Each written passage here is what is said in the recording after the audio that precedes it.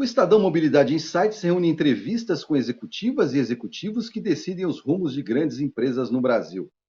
A reportagem ouviu representantes de marcas de ônibus e caminhões, automóveis, comerciais leves e até tratores, bem como de companhias que atuam na área de mobilidade, transporte de cargas e compra e venda de veículos.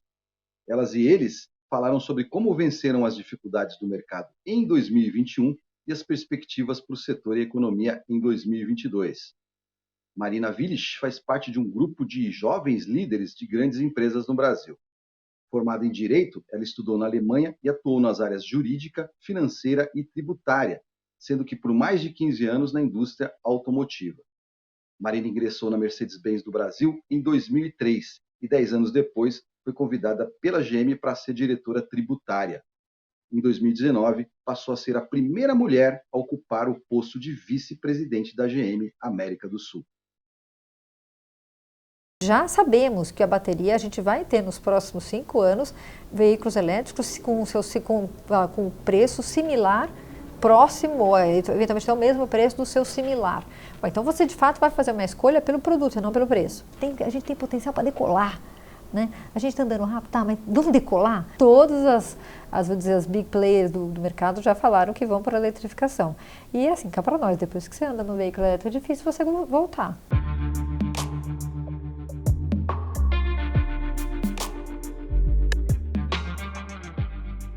Para a GM, então, 2021 foi um ano de superação, de crescimento, de desafio, lógico, acho que teve desafios globais, né? A economia global sofreu bastante em função da pandemia também, então a gente juntou, né, a pandemia com falta de componentes globalmente, isso acho que afetou todo mundo.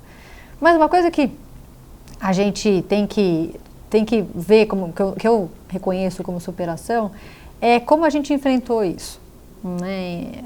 Toda essa digitalização, toda essa aceleração da digitalização, as pessoas querendo tudo mais rápido, tudo mais instantâneo, virtual, metaverso, todas essas inovações, né?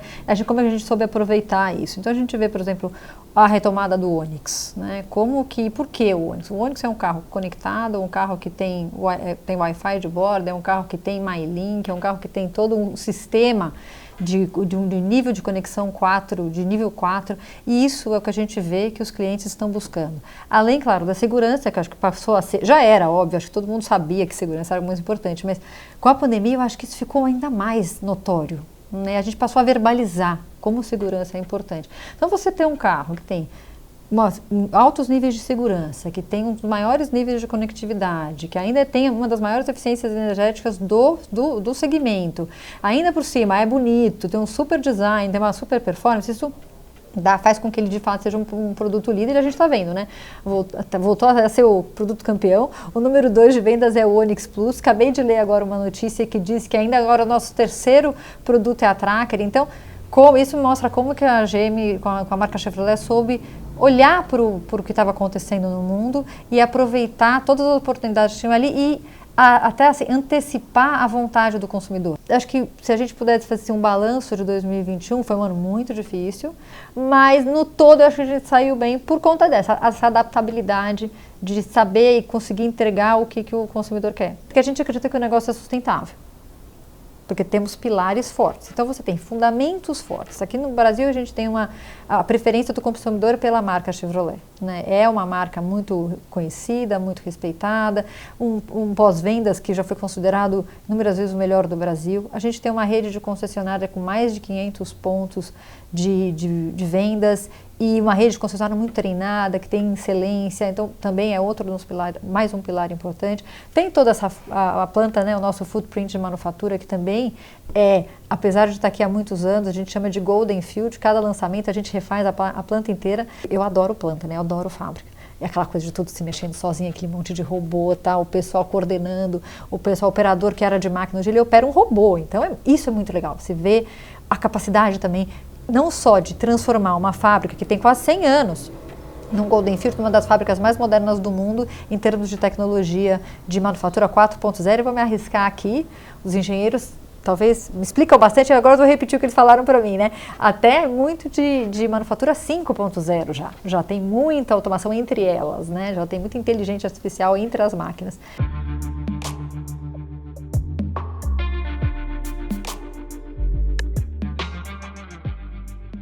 Nós temos quase 16 mil funcionários na América do Sul inteira, e diretos, sem falar os indiretos, são todos muito treinados, muito comprometidos, e pessoas que têm uma habilidade incrível de se auto-inventar, de se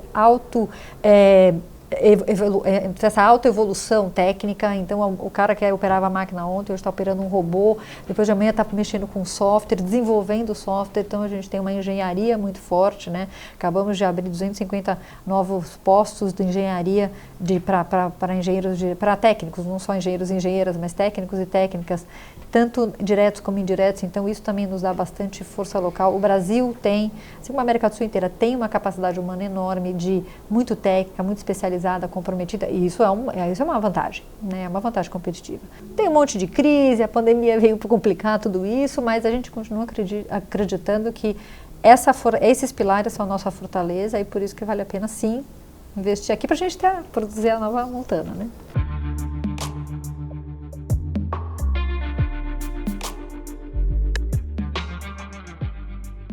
Bom, tem um monte de coisa que a gente faz e fala assim, putz, dava para ter melhorado aqui, mas acho que faz parte da evolução, né? Mesmo eu, cada vez que eu vou fazer, nem que seja um bolo em casa, você fala, se eu tivesse trocado tal coisa, aí no próximo a gente muda, né? No balanço final do ano, acho que a gente pode colocar ali uma estrelinha, porque foram mais acertos do que erros. E a gente aprende também com esses erros, né? Por isso que a gente acaba acertando mais, porque você não comete o erro, sempre o mesmo erro. Você vai mudando, a gente é bem democrático com o erro, cada vez um, mas com os acertos que vêm em decorrência dessa jornada de aprendizado. Aqui na AGM, especificamente esse ano, vou dizer que começou o ano passado mais forte, mas especialmente esse ano a gente botou bastante energia, bastante foco na questão da diversidade, inclusão e equidade.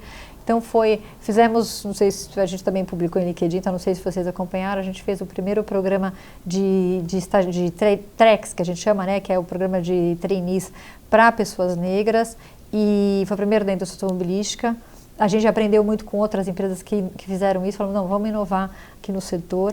Deu muito certo. Assim, é impressionante, assim. Eu até brinquei que eu vou começar e eu quero ter um track aqui na área, né? Porque eu falei, nossa, todo esse talento, eu também quero ter um aqui na área. Então isso eu achei que foi muito legal. A gente sempre foi uma empresa, a GM por definição, né? General Motors, a gente sempre foi uma junção de várias empresas, várias culturas, vários países, várias nacionalidades, mas por que não continuar fazendo essas ações afirmativas para que de fato a gente tenha equidade? Outra coisa que a gente não parou nos últimos 20, 30 anos foi olhar o empoderamento feminino. Como que a gente faz para ter mais mulheres em posição de liderança, principalmente nas áreas de manufatura e engenharia? É uma preocupação dos nossos VPs e diretores dessas áreas, e você nota isso no board. Aliás, eles falam mais disso do que eu. É engraçado, eles têm mais preocupação do que eu lá, porque eles notam e eles veem, e isso está de fato aumentando. Isso é muito interessante, com ações afirmativas, né? Porque a gente tem que fazer isso para conseguir chegar na equidade, aí a coisa começa a fluir com mais naturalidade. A diversidade e a inclusão não é favor, assim, então a GM não é boazinha, legal, não é nenhuma empresa que está fazendo, muitas estão fazendo, né? E governos, e empresas, e pessoas, a gente não é bonzinho por fazer isso, não é uma questão de bondade, de ser legal, de ser uma questão social, é também uma questão social, mas não é só. Principalmente é uma estratégia de negócio. O que a gente está vendo é que ter diversidade e inclusão. A diversidade para ter gente diferente, a inclusão para empoderar, para as pessoas terem voz e se sentirem parte do processo decisório, do processo estratégico. Elas poderem falar, acho que isso elas poderem falar, poderem dar ideia, isso é super interessante e super legal no processo decisório, porque a gente vê aqui no board da GM, né? Você tem gente de países diferentes, nacionalidades diferentes, culturas diferentes, gêneros diferentes, formação diferente, né? Quer dizer, não tem só engenheiro, ou só professor, ou só de advogado, você tem uma diversidade de pensamento muito grande, de como o debate, gera debate, né? Claro que a discussão fica muito mais difícil, muito mais rica, todo mundo fala, mas a conclusão é melhor. Então, por quê? Porque você escuta todos, você analisa o negócio de todas as perspectivas, com todas essas experiências, como eu vejo aquele tema, como o presidente, o Santiago vê aquela questão, né, aquele desafio ou aquela solução. E isso deixa a gente mais forte, deixa a gente melhor. Eu acho que está aí também o segredo da inovação e do pioneirismo, de escutar. E agora, com essas ações afirmativas, eu espero até ter mais, né? A gente evolui ainda mais rápido e melhor. Outras coisas que a gente fez muito aqui, que eu achei muito legal e eu tomei proveito disso, né? Eu como funcionária, eu assistia, eu fazia parte, me ajudou muito, foi saúde mental, saber lidar com a continuação da pandemia. A gente já teve um ano dentro de casa, com todas as complicações, as crianças indo para a escola, a gente tendo as privações, as pessoas ficando doentes, pessoas muito próximas ficando muito doentes, falecendo. Como lidar com essa pressão e a continuação, né? Porque eu lembro no Réveillon do ano passado, a gente, parecia que, né, como eu vi aquela música, daqui para frente tudo vai ser diferente. E não foi, a gente falava como assim, né? E a gente tinha essa esperança. E como é que lidar com a saúde mental? A gente fez um monte de área de RH aqui. O Christian Seteira focou muito nisso. E ele é um cara muito inovador. Eu brinco que ele é um dos gênios do RH que eu conheço. Ele focou muito nisso. Foi atrás de especialistas e professores da USP, inclusive, para nos dar treinamento de como lidar com ansiedade, com estresse. Saber reconhecer no colega, saber reconhecer em casa. A pessoa está diferente, a pessoa ir lá, tentar ajudar, né, avisar, falar, olha, a empresa tem esse serviço, tem aquele outro, ajuda. A gente teve funcionários da área, inclusive, que passaram por doenças gravíssimas, que fizeram uso desses serviços aqui internos. Às vezes você precisa falar com uma pessoa que entenda, né, com um psicólogo, com um psicanalista, com um psiquiatra, um médico que vai poder dar essa orientação. E também a gente fez todo esse trabalho do luto, né, como que a gente lida com o luto. Eu não sei lidar com o luto de jeito, assim, então, a minha avó faleceu. E é difícil, né? A gente tem todo esse processo de até falar, agora é difícil, né? Mas a gente tem todo esse processo de lidar com o luto que na hora a gente não sabe bem como lidar. E ela faleceu bem quando a gente começou com esse programa.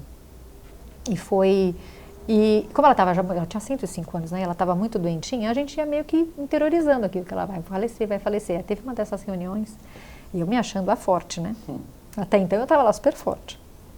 Nessas reuniões, do nada, eu comecei a chorar. Eu falei, gente do céu, era um grupinho pequeno e eu não parava de chorar e eu não conseguia nem explicar o que era. Aí eu falei, que a minha avó morreu e é a primeira vez que eu tô chorando assim. Porque eu ficava assim, falava, gente, ela acabou de morrer, mas eu não tô triste. Sabe como assim? Eu tava triste, mas eu não tava conseguindo expressar exatamente. Então eu acho que isso aí, quando a empresa faz isso, às vezes em casa, né? Sou mãe, eu tenho 3 filhos, a minha mãe perdeu a mãe dela, né? Então assim, eu tinha que ser a forte. Eu perdi a avó, mas ela perdeu a mãe, a minha tia perdeu a mãe.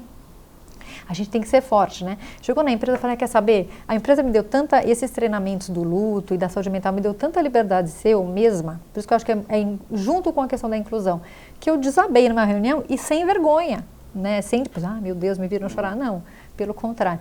Então, eu acho que isso a gente acertou muito esse ano. Olhar o lado humano.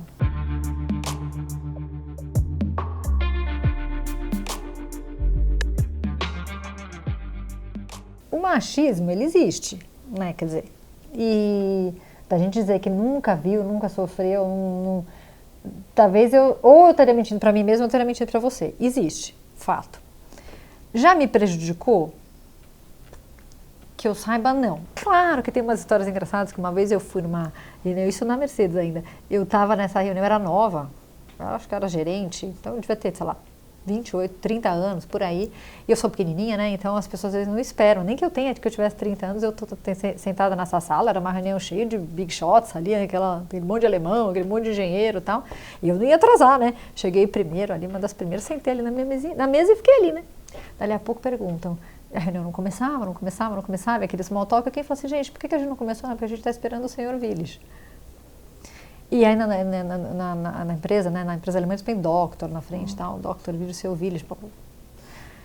Aí eu falei, não, o senhor Willis está aqui. Tem muita menina que me pergunta, nossa, como é que você consegue ser mãe executiva? Olha, quem te falou que eu consigo? Disfarça bem, né? Vai lá na minha casa ver a bagunça que é. Então é isso, mostrar que não só é possível, porque tem problema se não ser perfeito.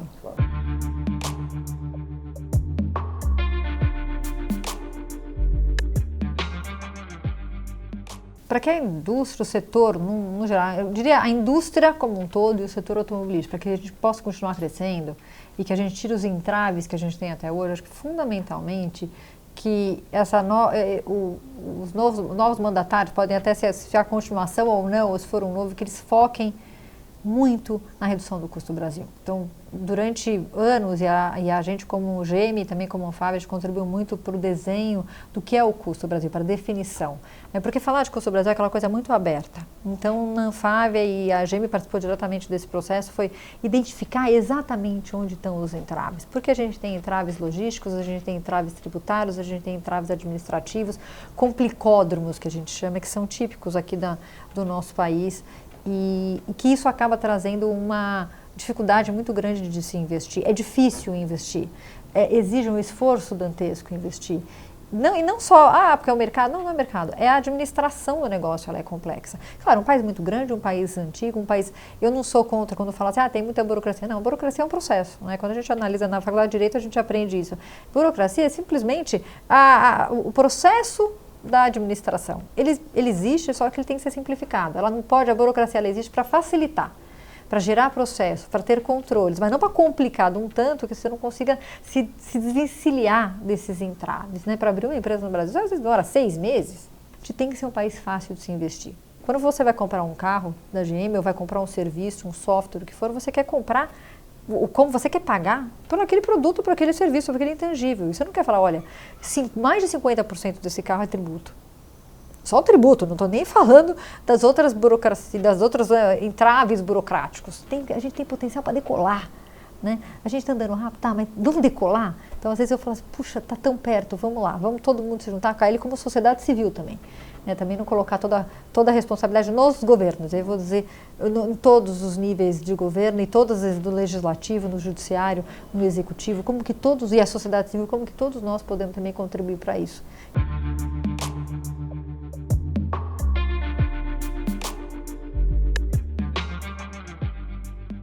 Quanto à eletrificação, né, assim, e fazer previsões, eu que me arriscaria a fazer as previsões, mas uma coisa é certa, a GM tem a visão de ter que o futuro vai ser 0 acidente, 0 emissão e 0 congestionamento, e isso é uma visão global. E claro que por ser global, o Brasil e a América do Sul também fazem parte deste plano, e ele já está sendo executado, e isso foi anunciado em 2017, desde então, todos os planos da GM, todos os investimentos e tudo que é feito na GM tem como norte esta visão. O que a gente vê? Isso já é uma realidade lá fora, né, na Europa, na China, nos Estados Unidos, e eu não acho que o Brasil é uma ilha. Né? Então, o Brasil sempre teve uma indústria, um mercado globalizado. O brasileiro adora coisa de fora. Então, por que de repente a gente vai achar que com o veículo elétrico, que já é uma realidade, sabe, esse trem já partiu da estação, já vai acontecer, é fato, por que só que no Brasil não? Então, isso é uma coisa que a gente vem pensando muito e debatendo internamente, né? Você falou do processo de decisão, a gente está bem nesse momento de ficar discutindo, bom, como que vai ser o mercado, o que o mercado quer, o que o consumidor gostaria, o que faria o consumidor trocar? Né, a combustão para o elétrico, ser o inovador. Como que a gente, estamos liderando a eletrificação no mundo, como é que a gente consegue também ser pioneiro aqui? Né? E uma das coisas que a gente pensa são os pilares. O que é preciso? Bom, primeiro você vai ter que ter um consumidor que conhece, que sabe. Então, a gente também, aí na parte da nossa área de comunicação, a gente tem uma responsabilidade muito grande de explicar as vantagens do veículo elétrico. Por que a gente acha que ele é melhor? Por que a gente acredita? A gente não acha, né? Por que a gente acredita que ele é melhor? Além dele ser 0 emissão, além dele não poluir, além dele não emitir gás nenhum poluente, então ele faz um bem enorme para o meio ambiente, ainda mais para grandes cidades como São Paulo, por exemplo, em que a poluição é um tema de saúde pública. Ele ainda é um carro muito confortável. É um carro que hoje em dia tem alta performance. Se você tem todos os atributos de um carro de primeiríssima linha, né, com espaço interno, conexão, conforto, fora aquele silêncio maravilhoso de dirigir um carro elétrico que também, nossa, nessa vida barulhenta que a gente tem, aquilo ali no brinco é um porto seguro, é que nem mergulhar, né? Toda vez que eu falo isso, é a sensação de mergulho. E você ainda por cima ser 0 emissão, você ainda está fazendo a sua parte no meio ambiente. Então, esse é o pacote consumidor, né? E sociedade. Como que a gente explica isso? E mostra as vantagens para a sociedade de ter a eletrificação em massa da mobilidade. Que não é só para você, usuário, mas para quem está no seu entorno. Quando você não polui só o seu mundo, você polui o mundo de todo mundo. Né? E aí a gente tem o pilar da tecnologia, do desenvolvimento, do investimento nas baterias, do custo. Porque hoje em dia o carro elétrico é mais caro. É verdade, hoje em dia o carro elétrico é mais caro. Como que a gente faz para resolver isso? Bom, está tendo um investimento maciço, né, da GM, de outras montadoras, de fornecedores e startups, na questão do custo da bateria. E já sabemos que a bateria, a gente vai ter nos próximos 5 anos veículos elétricos com preço similar, próximo, ou eventualmente é o mesmo preço do seu similar. Bom, então você de fato vai fazer uma escolha pelo produto e não pelo preço. Já é realidade, já existe, a tecnologia já existe. Então agora você tem que intensificar essas pesquisas e esses investimentos para que isso seja massificado.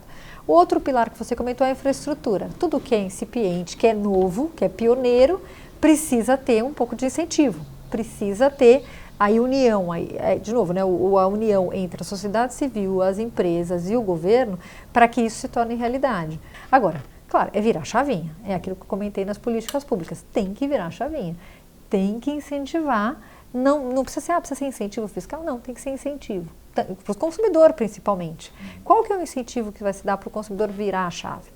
Para o consumidor ser inovador, para o consumidor se interessar pela inovação. E aí, o quarto pilar é das políticas públicas, que a gente já vem trabalhando também nesses grupos de estudo. Quais serão as vantagens do sistema elétrico? Hoje, por exemplo, você tem alguns lugares que tem IPVA reduzido. Por que não tem ICMS reduzido? E por quê? Porque o veículo elétrico ele emite menos gases e com isso você preserva não só o meio ambiente, mas você preserva também o ar. O ar menos poluído gera menos problemas respiratórios e problemas de saúde, que vai ter um impacto direto na saúde pública. A conta tem que ser feita. Quais os benefícios que isso gera em todas as esferas? Né? Estou falando aqui de saúde pública, de congestionamento. Qual é a eficiência que a gente vai ganhar de ter menos trânsito?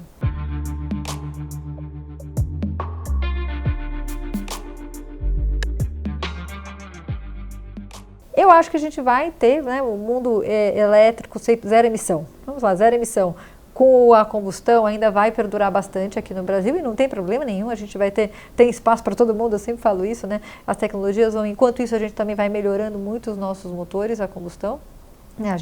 A GM foi a empresa que que teve melhores resultados com investimento em eficiência energética na época do Inovar, no programa Inovar, a gente conseguiu reduzir 22%. Agora no PL7, a gente acabou de anunciar, né, fizemos todas as medições, vamos chegar até 43% de eficiência energética média por produto, que é um mega de um salto. Então até lá a gente também vai melhorando e fazendo a nossa parte nesse lado e melhorando cada vez mais a eficiência dos motores a combustão. Todas as big players do mercado já falaram que vão para a eletrificação. E assim, cá para nós, depois que você anda no veículo elétrico, é difícil você voltar. A gente espera a sustentabilidade. O que a gente vai trabalhar é para ser um negócio autossustentável. E a gente vai ser. Olha, com toda a crise de 2019, depois teve crise de 2020, pandemia, 2021, a gente está saindo melhor da crise do que a gente entrou.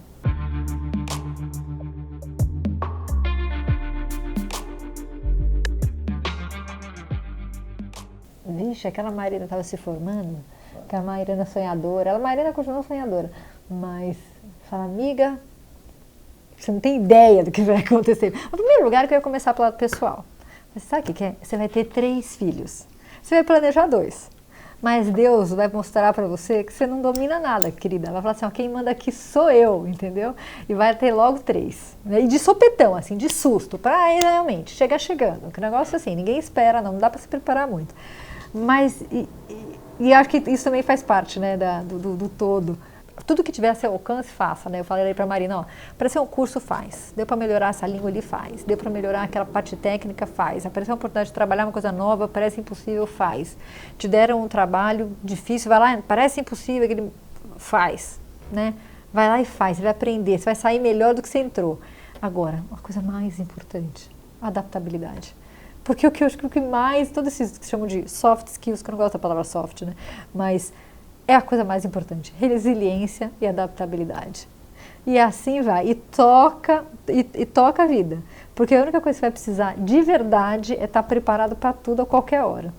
E para terminar assim, o conselho que eu daria para a Marina, falar assim, fica tranquilo que a sua vida vai ser eletrizante.